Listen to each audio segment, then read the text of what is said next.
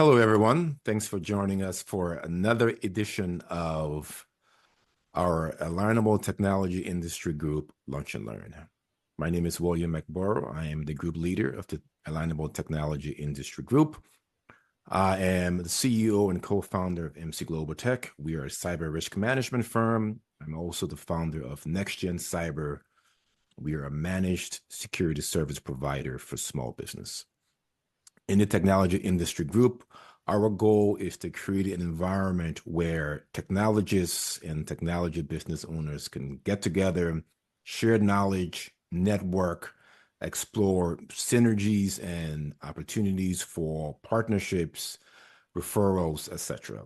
And as part of that effort, we host a weekly Partner Smart Connect, where technology business owners can get together and learn from their fellow technologists and see where there may be synergies and business opportunities that we can all pursue together.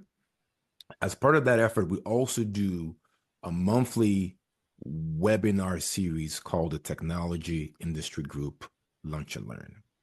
Today, in this Lunch and Learn, we are joined by Josephine M. Giaimo. Giaimo, there you go. I should have asked that before, but thank you for the correction, Josephine. So thanks for joining us. Thanks for sharing your time and your expertise with us. AI is a topic that we all encounter. There are a lot of chatter around the fact that AI is the wave of the future. I believe that AI is the wave of the present. Every business application we use today already integrates artificial intelligence or will be doing so very soon. So we are encountering AI in many different ways. So it is a privilege and an honor to share this hour with you and learn from you about your experiences with artificial intelligence. So with that said, the floor is yours. Thank you, William, for the wonderful introduction. I appreciate the opportunity. I'm very grateful to be able to meet with you and members of the Alignable community today. So I'm going to talk today about non-generative AI and the user experience. I've been involved in several projects over the years that ask me to provide user experience consulting of a variety of types to a number of AI projects, a number of successful AI projects. And I'm here to talk about my personal experiences. My contact information is on this slide.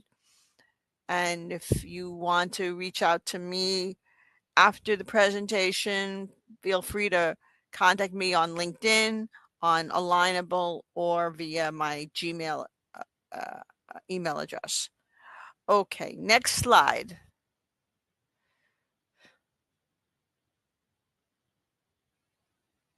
I'm a little bit more about me. I'm the founder of an organization called User Experience Research, and I'm also on the staff of the User Experience Researchers Guild.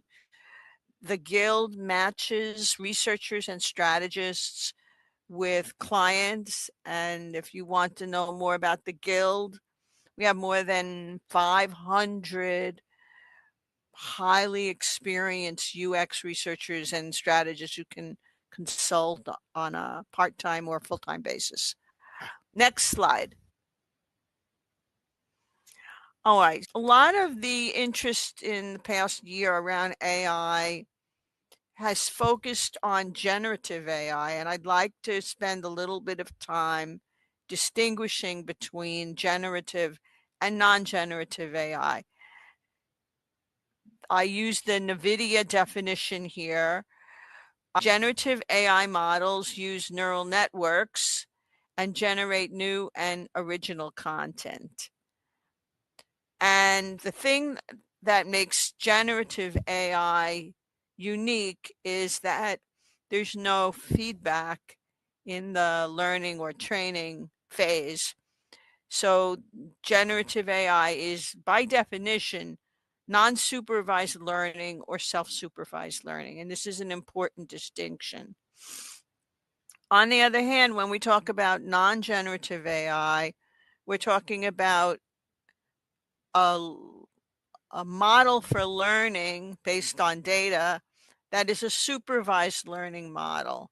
So an expert system would be an example of non-generative AI. It's not even a neural network. It's a rule-based system. Another example of non-generative AI would be robotic process automation. And there are also people who don't even consider robotic process automation to be AI, but we can talk about that. Non-generative AI, as I alluded to earlier, involves data modeling that's supervised. So there's a feedback loop and there's learning that goes on. Okay, next slide. So here's my question. Do you care what's inside the black box of AI? We have inputs, then something happens, and then we have outputs. And the question that I think we all need to ask ourselves is, do we care what's happening in between the input of information and the output of information? So we're going to go through a little thought exercise now and explore this. Next slide. How does your thermostat work? This is a question that I've been asking people for quite a long time, and my teachers asked me. Anyone who's in the audience, how does your thermostat work? Do you know? Can you explain it in your own words?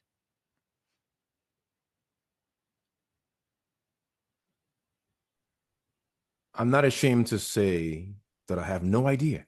Okay, fair enough. Fair enough. Here I have an image of what goes on inside the thermostat. And basically what other people have told me is that there's a metal coil and it has two kinds of metal, one on each side of the coil. And as the temperature goes up, one type of metal expands. And I think as the temperature goes down, the other type of metal contracts, and that's what helps control the thermostat.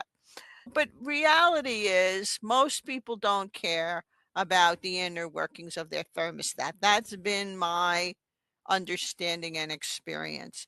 They just want to know that if they turn the little lever at the top to the right, the temperature will go up in the house, right?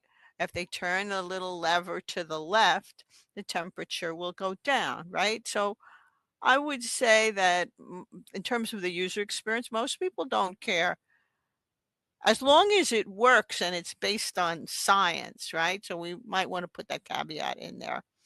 Next slide. Thank you, William. How about something like this? This is not thermostat, but there are inputs and then something happens and then there's an output, right?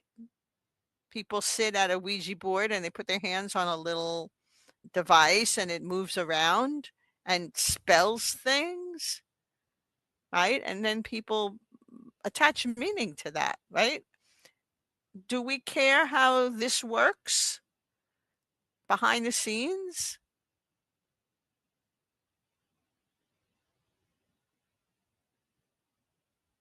I would say not. Okay. Can you say a little more about that? I'm probably the worst use case for this, as I've never used the Ouija board. I've only seen it in movies. Okay. But, however, to take a broader approach to answering your question, Mhm. I work in the cybersecurity space, and I've been an adjunct college professor for over 15 years. And a lot of times when I'm having conversations with my students about the internet, we go into a lot of conversation about what exactly is the internet and how does the internet work. When you pull up website or web application on your phone, what actually happens for that to be rendered on your device.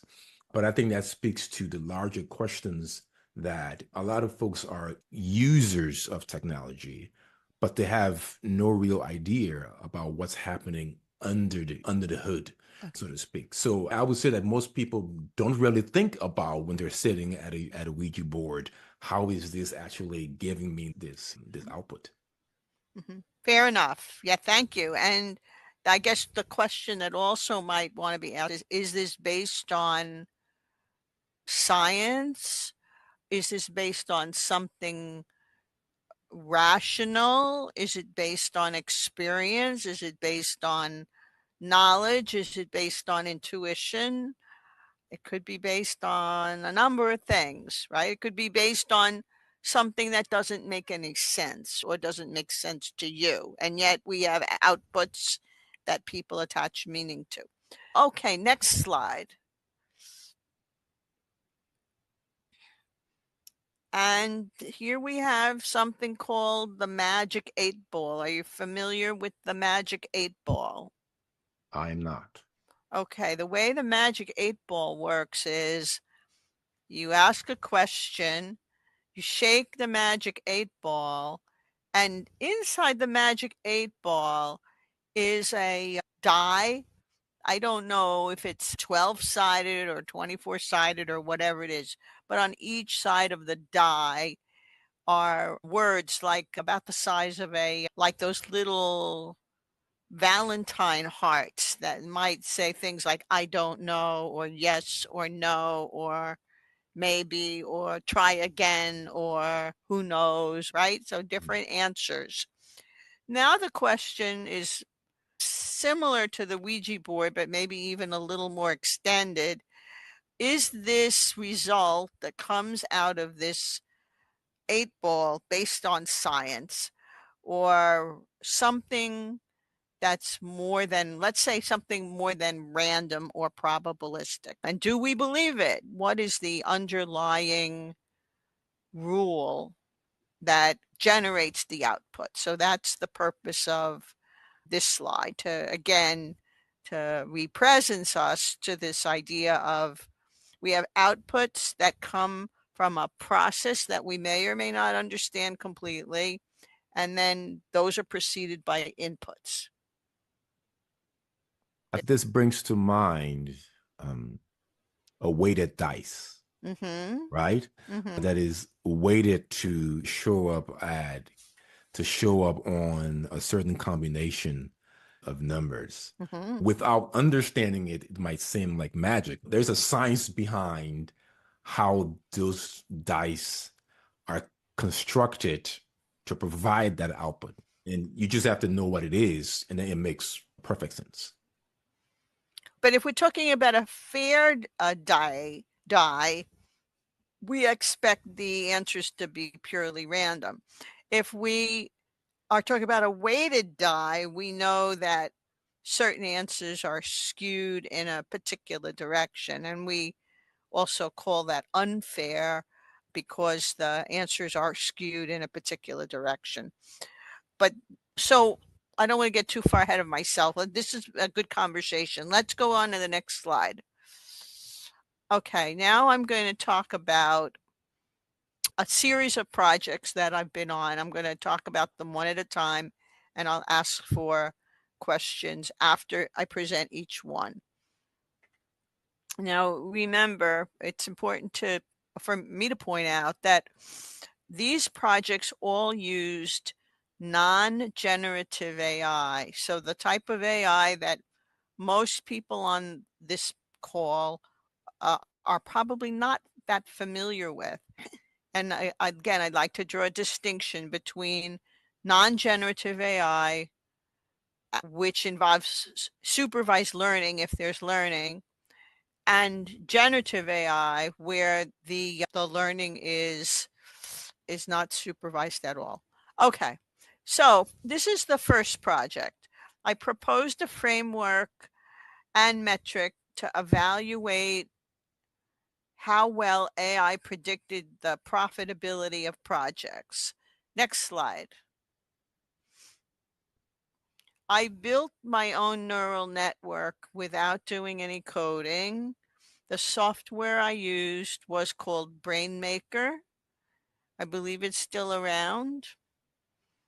The data I used came out of an Excel spreadsheet. I trained the network using a variety of learning parameters, and the basis of comparing the neural network's output with a statistical model was called the root mean squared. Next slide. So BrainMaker uses something called backpropagation. It takes the error rate of a forward propagation that goes from the inputs to the outputs, and then it feeds that difference backwards to fine-tune the weights.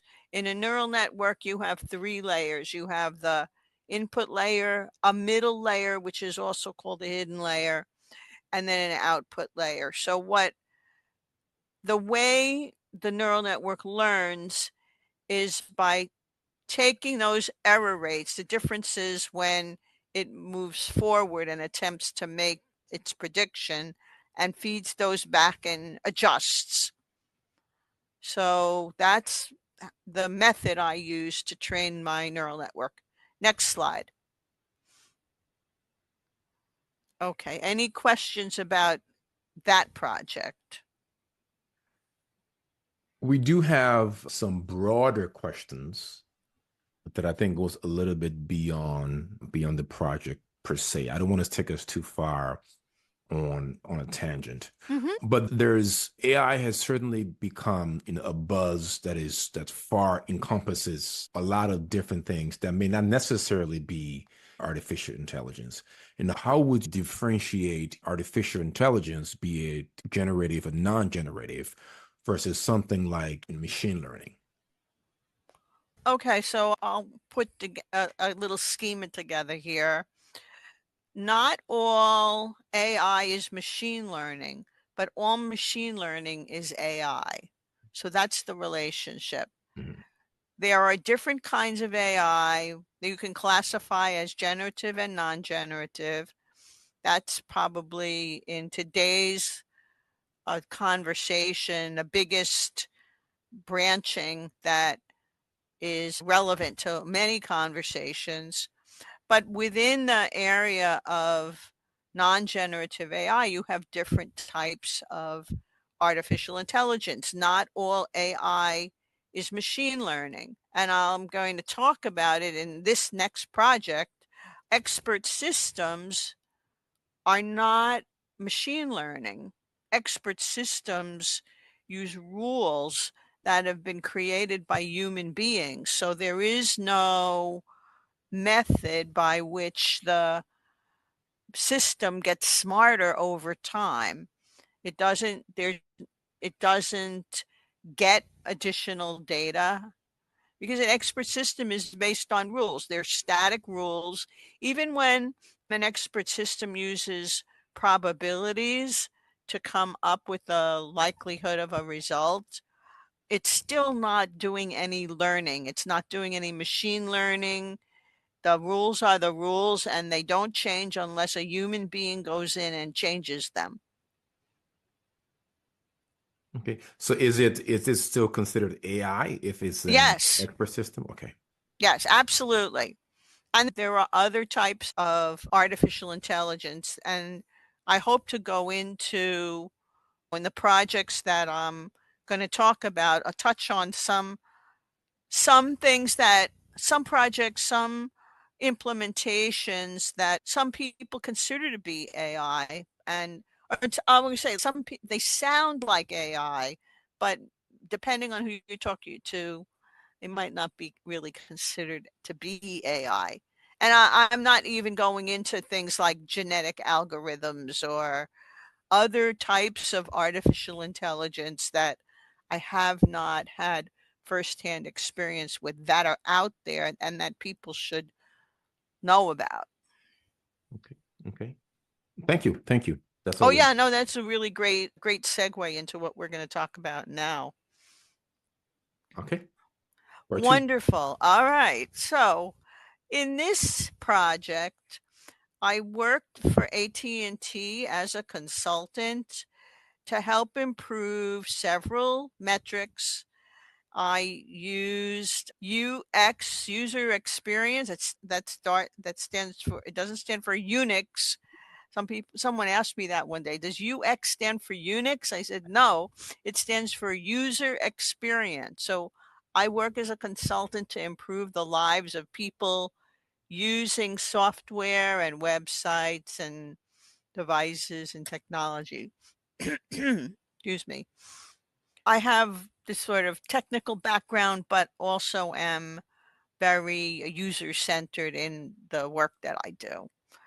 In this example, I helped to implement an expert system for AT&T. Next slide.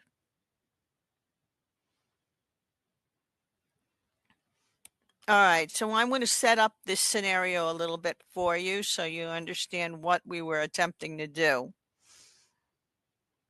AT&T had a project for us using a product called Frame Relay. Frame Relay sent large amounts of data through the phone lines, and they did this for clients like banks and publishing houses and hospitals, a lot of data. And when these systems broke down, of course, the clients were very upset and frustrated, and they wanted them fixed as soon as possible. A Frame Relay actually consisted of a kind of a network of a dozen or two different systems, each of which had their own nuances and complexities. So it turned out that the Frame Relay technicians, to become an expert at troubleshooting these lines when they went down, it took, when we got involved, it took 2 years to train an expert to become an expert. And so they were getting their technicians from all kinds of places, people who worked on submarines, and they tried to find them wherever they could. Another complication with this Frame Relay was that the documentation was printed out in loose leaf binders at the time, but because the systems were so complicated and they changed so quickly, whenever they issued new documentation for software changes, by the time the documents got pushed out to the troubleshooters, they were already obsolete. So this was a problem. And of course, AT&T was very keen on decreasing the time it took to analyze, isolate, and refer the trouble. The metric that we were using was called AIR, analyze, isolate, and refer the trouble.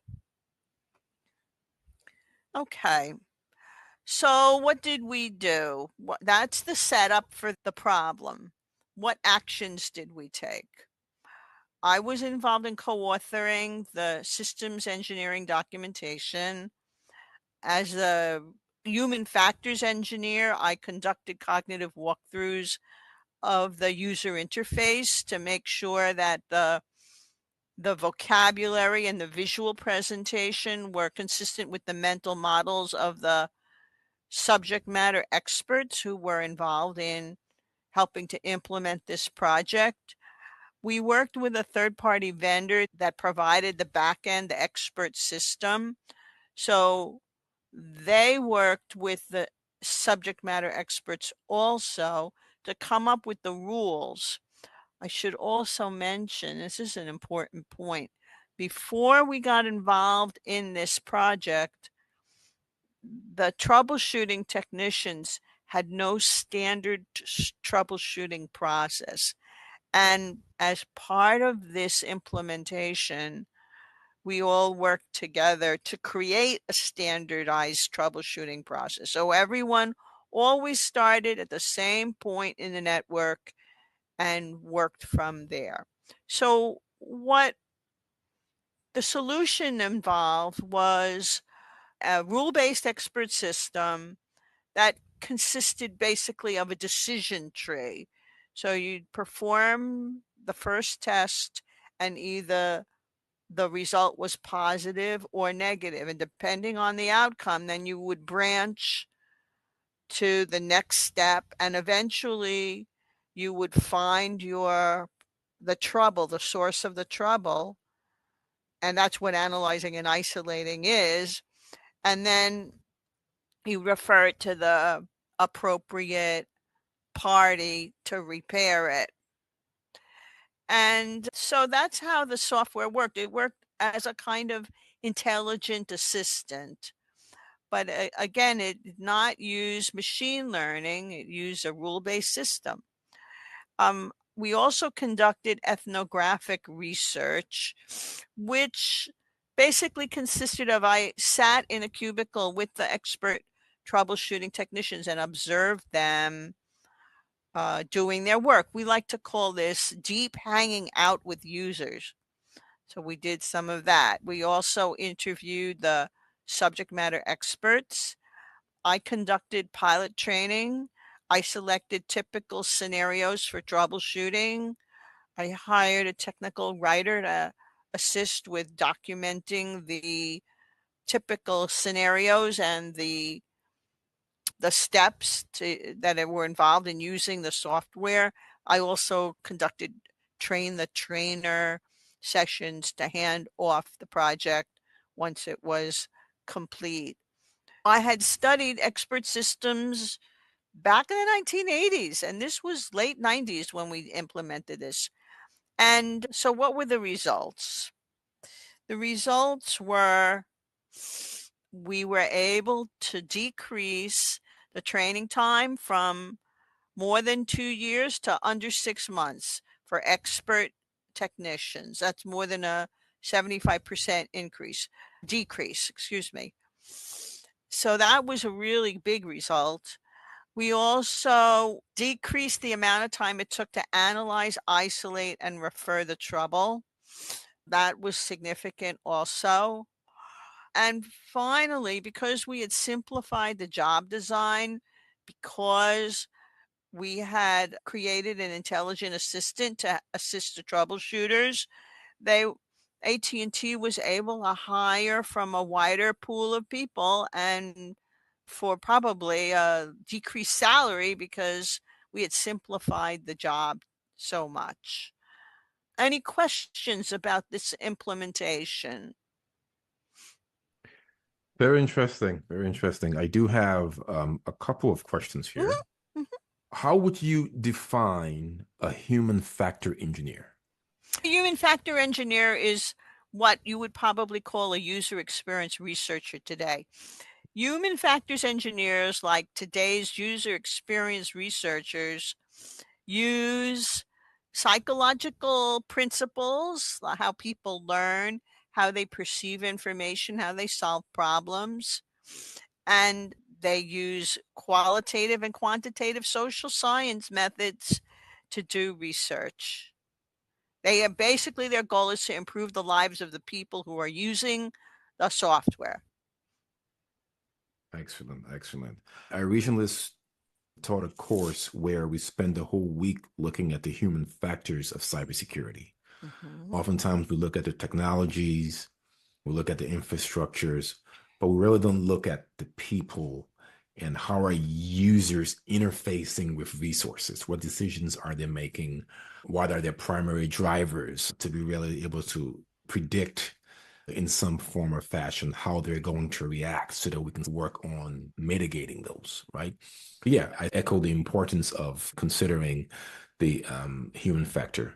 I do have another question here that says essentially if we're looking at a rule-based system that just follows a predetermined decision tree, is that actually AI?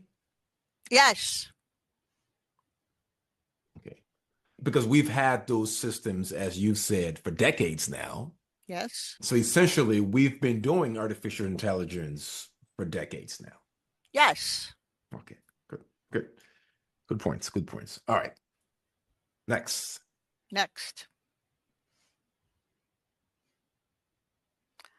Okay, let's talk. I won't take as much time on this one, but I would like to talk a little bit about robotic process automation, because it sounds like it could be artificial intelligence, right? Because you're talking about robots, you're talking about automating things, right? Okay, next slide.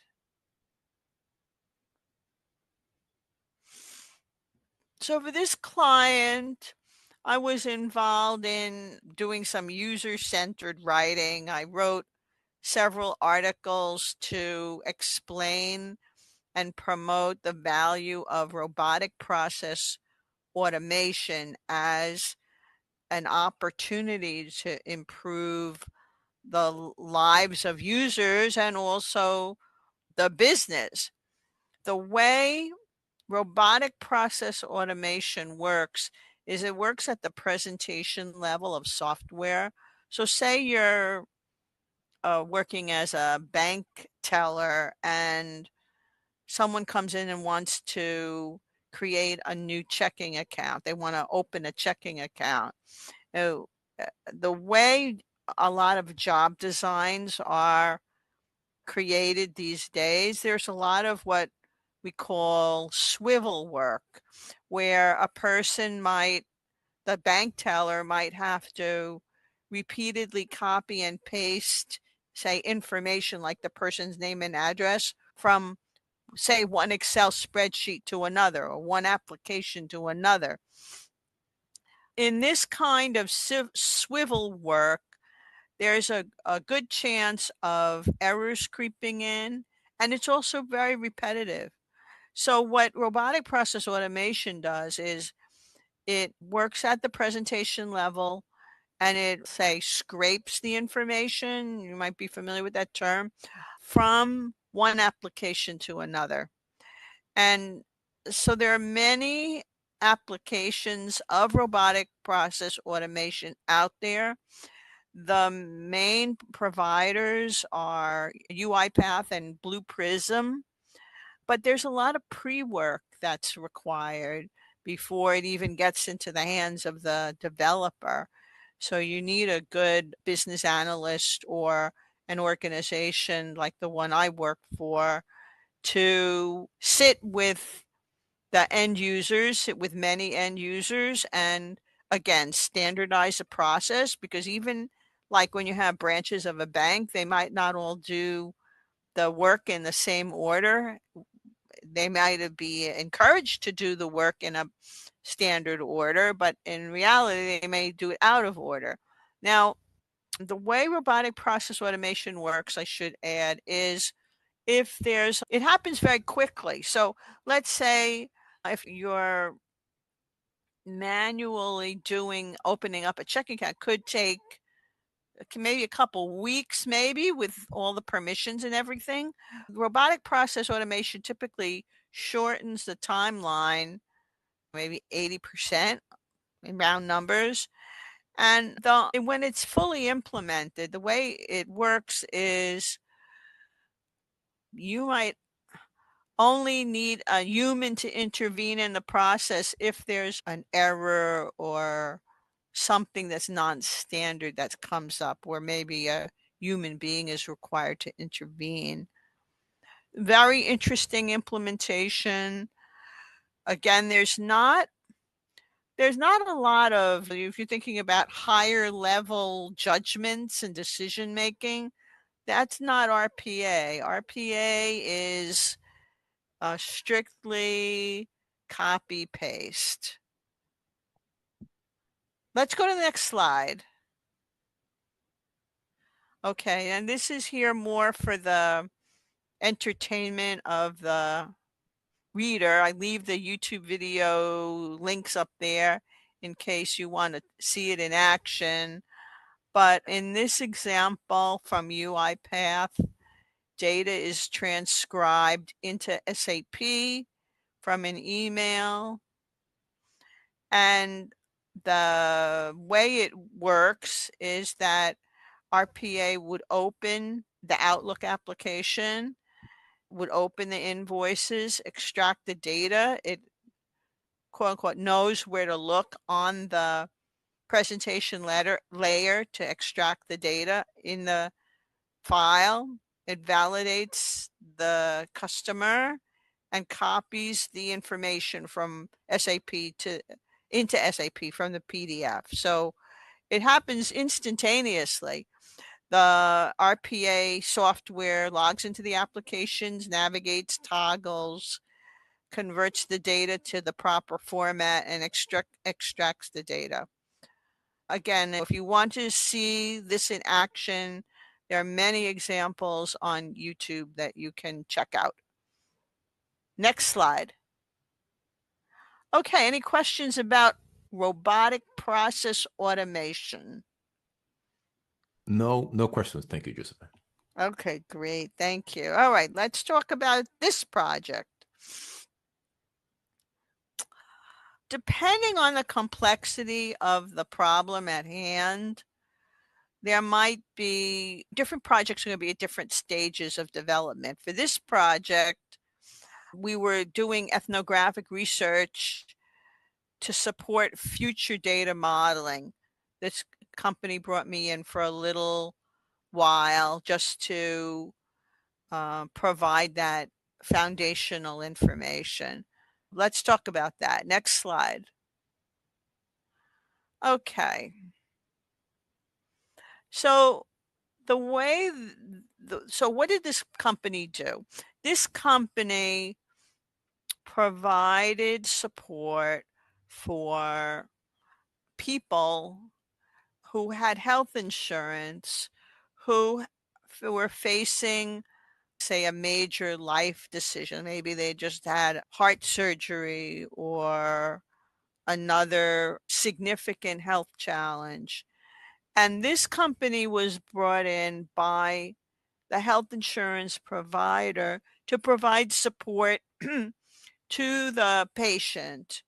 And the people who were contacting these patients, not in their hospital bed, obviously, but once they got home and things had settled down, was to help them evaluate things like care directives, right? Because it turns out that it's better for patients and it's better for the insurance company too when support is provided to people who are in that situation and need to evaluate things like, do they want to be resuscitated, or do they want, who's their significant person that they want to give medical power of attorney to, and so forth. And it turns out that these conversations, which are typically had between the patient and a certified social worker who works for this client, those conversations occur maybe 4 or 6 conversations over the course of a couple months, typically. And it's very interesting because they follow a particular predictable trajectory, regardless of the specifics. So what I did for this client was I conducted day in the life research, which means I sat with the social worker who was having these conversations. I could only hear the social worker side of the story. I did not hear the words of the client. So this client was in the discovery stage, and the plan was eventually to implement AI-assisted software. So again, very early in the process, but with the understanding that there was the potential for AI to be used to support this process in any of a number of ways. Any questions about this particular implementation? I do have a question here Mhm. about the importance on doing the type of research about user behavior Mhm. to ensure that those considerations are part of the training data set of these AI tools. If you can share some thoughts on that, would be helpful. This client did not have a decision in place regarding what type of AI solution they were going to implement. They knew that there were patterns in the data, but they were not at the stage where they had decided how to implement the solution that they were looking to implement. So that could take a couple of different forms. You could use conceivably a neural network, feed all the data in. You could maybe even use a rule-based system. It really, then there are probably other options as well. This implementation that I was involved in preceded the recent interest in generative AI. So again, we need to be mindful of the fact that generative AI is unsupervised learning. So you're going to have novel results and inaccurate results at times, including what I think some people have called hallucinations. The thing that I think is important for everyone to understand is that quote unquote hallucinations are not a bug in the software. Generative AI is designed to generate novelty, and those quote unquote hallucinations are to be expected. It's not a bug, it's a feature. That's a very interesting take. It's not a bug, it's a feature. Because a lot of times when we hear about hallucinations, it's considered as a negative, right? And I think part of the reason is that a lot of folks are taking AI-based outputs and just using it without any type of human validation or, verification of the AI output, with the understanding that, yeah, AI is supposed to come up with novel ideas and novel outputs that we as humans should actually validate before we use. I'm going to say it a little differently. I'm going to say that if you're using generative AI, you need to expect these anomalies, these hallucinations, these inaccuracies, because generative AI was never designed to be accurate at that level. It's going to, I've heard of examples where 2 + 2 = 5, or the word strawberry has 2 R's in it and not 3. And we've all heard about the legal case that was thrown out of court because, and the judge reprimanded the attorneys because they used generative AI to come up with support for their arguments based on non-existent case references. So this is non-trivial, and I don't understand why people continue to expect generative AI to be more accurate than it is. It's not designed for those types of problems.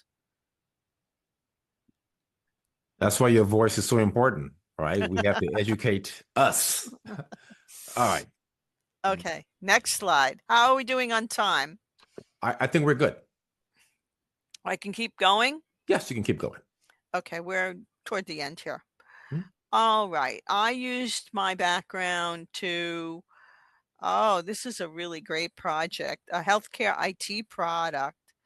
Let's talk about this. Next slide. Okay. So this healthcare IT organization had a new product that found trends and anomalies in critical and clinical research data, trends and errors in clinical research data. And it used big data, it used machine learning, it used neural networks. The big data was stored in the cloud. And for this particular project, I was involved in the role of a user-centered documentation specialist. Okay, and I brought my AI machine learning background with me. I was given, among other things, a number of feature validation scenarios, which I reverse engineered. I wrote wrote or edited 100 articles. They're short pieces that basically help the clinical researchers learn how to use the software so that they could look at what they wanted to look at, search for trends and anomalies. And of the 100 articles that I wrote or edited, about 95 of them had to do with the actual use of the software. So they were step-by-step instructions for comparing two variables. By the way, I should also add that this software is so powerful that it took all the variables, thousands of variables, and did a pairwise comparison of all of them. So you can imagine how much data was generated by this system. So I want to point out the fact that, again, this was a new product. There were new biostatisticians on board, and they could write academic papers, but they did not have the skill to write or experience to write user-centered documentation. And they already had a writing team on staff, but very interestingly, no one on the writing team had any machine learning experience. So that was why they brought me on board, because I had both and I could communicate with the writing team. I could communicate with the biostatisticians, and I knew, because I understood the audience of clinical researchers, how to present the information so that they were able to use the software and for what it was intended to be used. So next slide.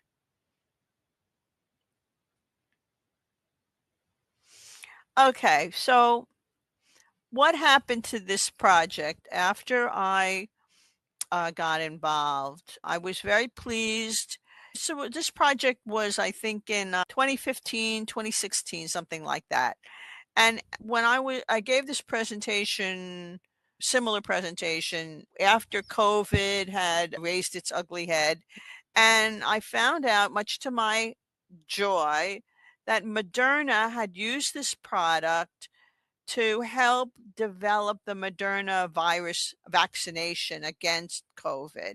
So they did use it. The product was renamed Detect, or it became part of a product called Detect. And it found data errors and trends within the data. So was used to help stem the pandemic, which I'm very happy about. Next slide. Okay, so a little bit more about the piece of the product that I was involved in. It was called Centralized Statistical Analytics. The clinicians were able to run big data analytics on the data set. There was a proprietary machine learning algorithm. Clinicians could adjust the learning parameters if they wanted to, but they probably won't, and I'll explain why in a second. And in terms of the data points, up to 1 million data points were processed in less than an hour. A lot of data, as I said earlier. And the main purpose of using this product was to reduce risk in terms of getting good data and making sure that any decisions were based on having really clean data. Next slide. Okay, so I want to just go into a little bit of detail here. I've been trained as a user experience researcher and consultant, and my understanding of the target audience was that the clinicians probably did not care what was inside the black box. Go back to our analogy. So here's a list of some of the parameters that were probably not the main interest of the clinicians. If you were maybe a machine learning expert, you might, or a data modeling expert, you might be interested in these parameters, but not so much if you're a clinician. So I just list them here so that you get a sense of some of the learning parameters that typically are under consideration if you are going to be training a neural network.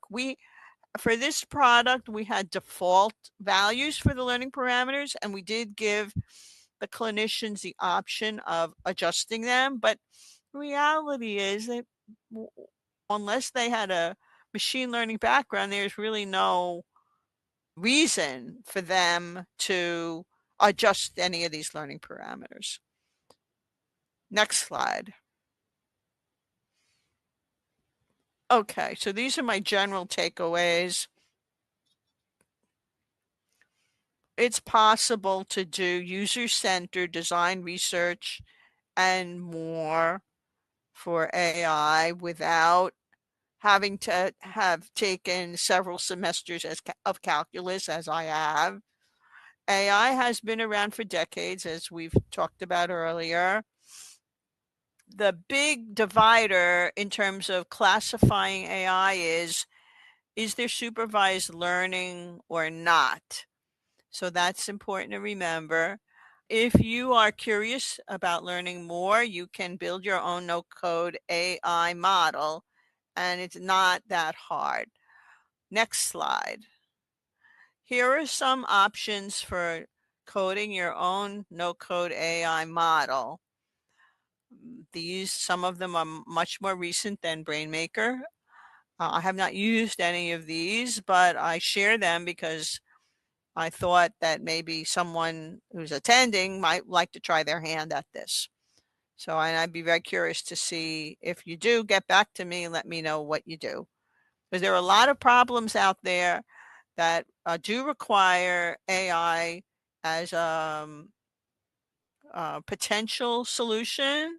There are people getting organ transplants, and we have lots of data on who for a given transplant operation, what drugs are used to help prevent the rejection of the organ, and what drugs actually don't prevent the rejection of the organ. There are lots of problems out there in the world that could be solved using AI. So it's just a matter of finding the problem and putting in the work to build a model and getting a really good data set. I encourage you to think about that and try your hand at it. Next slide. Any questions?